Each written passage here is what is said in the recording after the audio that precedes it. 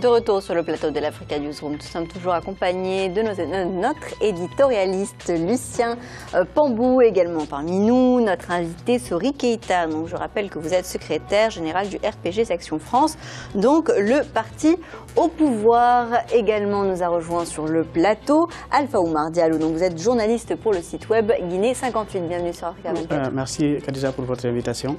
Tout de suite notre dossier du jour.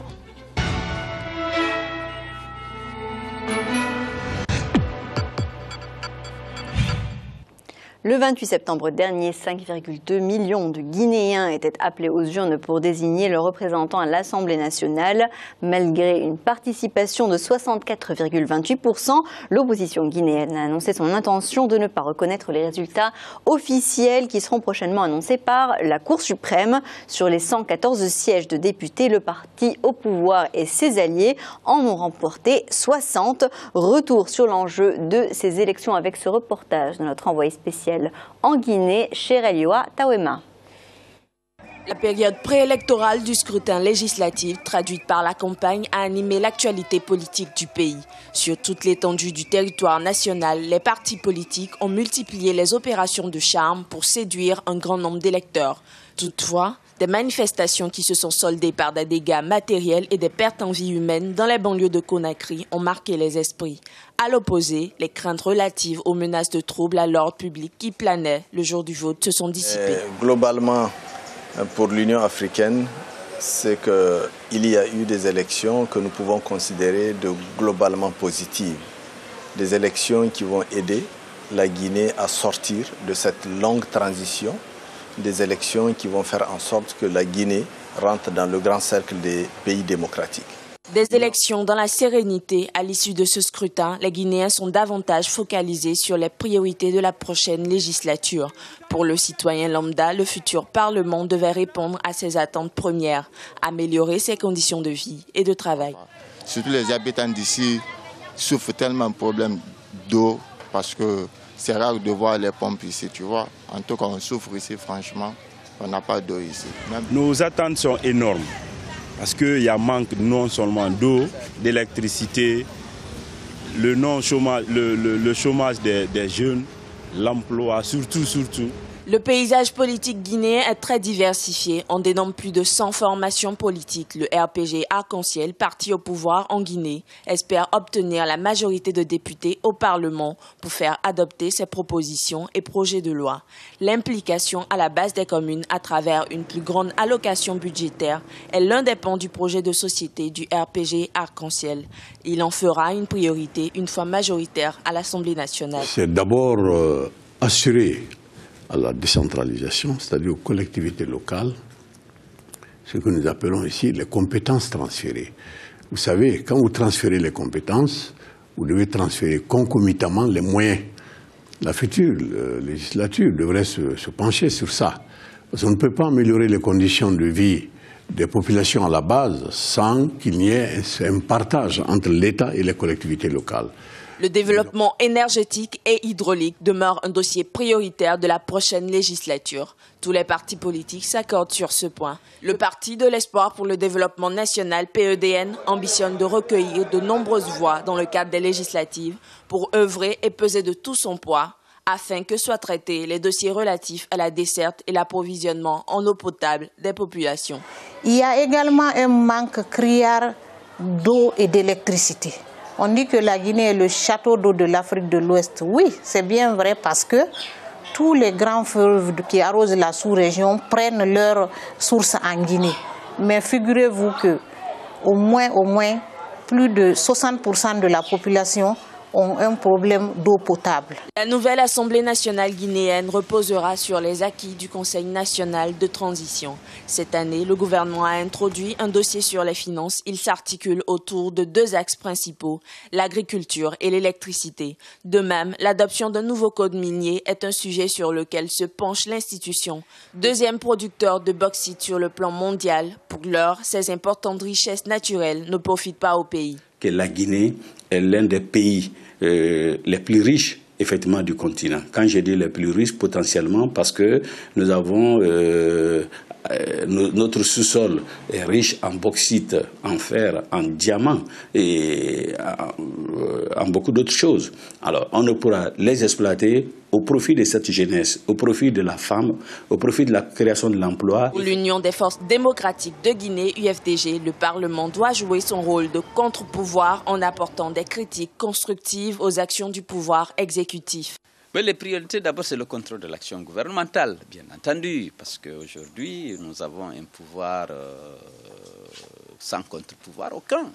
Aujourd'hui, nous voulons qu'il y ait un contre-pouvoir réel qui va défendre les intérêts de notre population, qui va veiller au respect des lois de la République dans l'exercice des différents pouvoirs. À l'occasion de la célébration du 55e anniversaire de l'accession de la Guinée à l'indépendance, le chef de l'État Alpha Condé a rappelé au peuple guinéen l'importance de la tenue de ces législatives et a placé l'adoption du code minier, l'agriculture, au rang de priorité. La chance d'avoir 3 régions dont cette surprise individuellement peut rendre la Guinée autosuffisante dans le domaine oui. Nous voulons que la Guinée non seulement devienne autosuffisante, mais que devienne exportateur.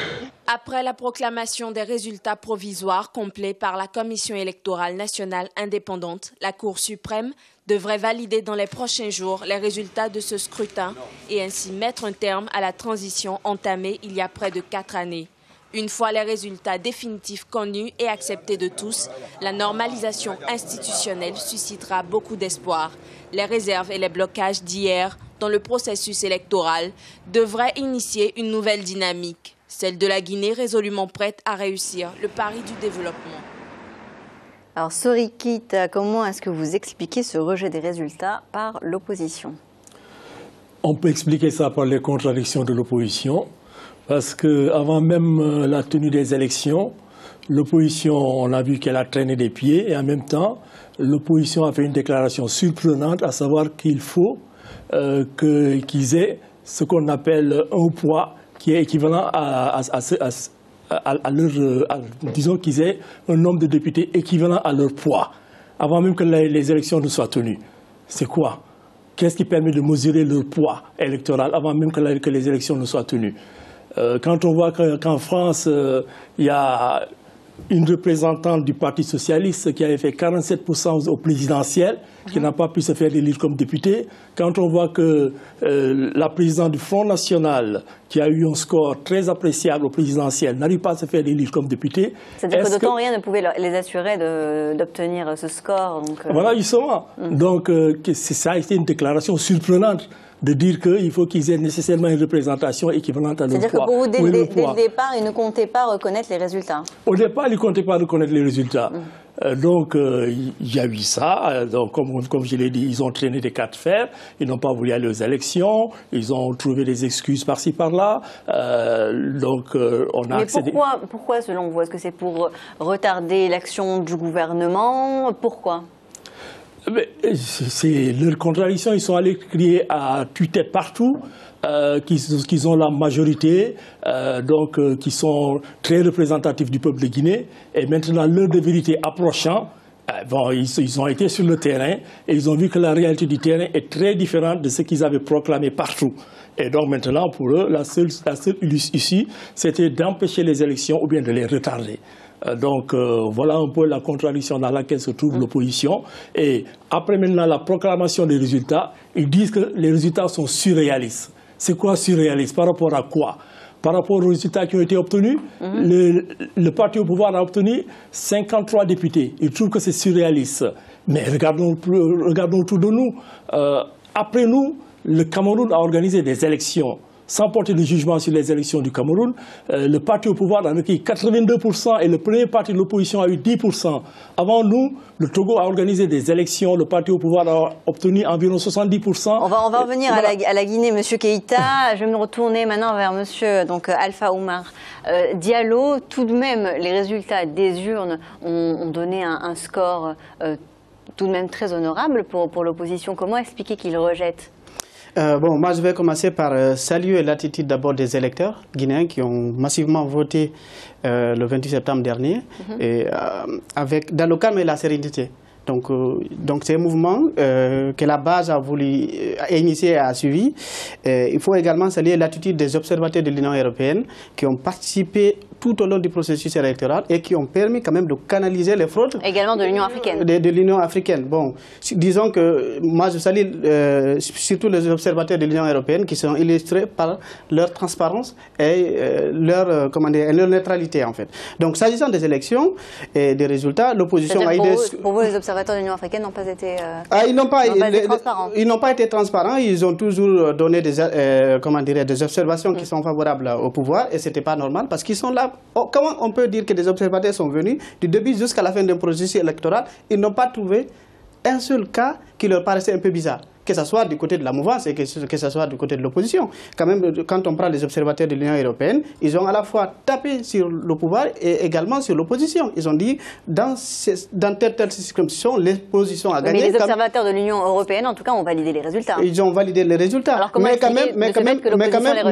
vais quand même vous lire certaines observations de l'Union européenne qui sont graves. Il dit, l'affichage des listes électorales provisoires a été réalisé sur la base d'un fichier ni épuré ni consolidé. Les demandes d'inscription et de révision n'ont pas été toutes prises en compte. Alors, la distribution des cartes électeurs. Monsieur Diallo, dans toute élection, il est bien connu, que ce soit dans l'Occident, que ce soit dans l'hémisphère sud, il y a toujours des irrégularités dans des élections. Maintenant, certaines irrégularités sont plus importantes que d'autres. Même l'Union européenne, les observateurs ont validé ces élections. Exactement. De ce fait, comment se fait-il que l'opposition, elle, les rejette? L'opposition les rejette. Toujours, je vais m'appuyer des observations des observateurs de l'Union européenne qui disent que l'implication de plusieurs membres du gouvernement dans l'implantation de bureaux de vote. Ce sont notamment les ministres Dr Ousmane Kaba, qui est ministre conseiller à la présidence, Dr Tidjane Traoré, qui est ministre délégué au transport, Madikaba Kamara, qui est ministre conseiller à la présidence de la République, qui ont activement participé à l'implantation de 50 bureaux de vote fictifs à Kankan,